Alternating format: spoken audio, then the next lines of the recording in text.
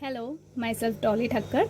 I am a pre-primary teacher. I am conducting online sessions on art, craft, storytelling, game session, dance session, and general knowledge topics like safe touch, etc. Okay, for art and craft, as I am a teacher, I always focus on the skill development. But apart from that, I also focus on their uniqueness because I believe every child is unique. So I want them to explore their uniqueness, explore their ideas, okay, rather than just copying me for art and craft. Okay, so for art I teach various concepts. Basically I teach basic drawing. Apart from that, I teach them the techniques they can use in the art, like crayon sketching, crayon transfer, coffee painting, mandala art, madhubani art, etc.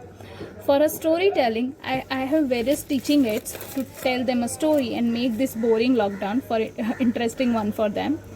Yes, so I have many teaching aids for a storytelling. I have made this flashcards for the storytelling. Yes, this is for the story of the emotions.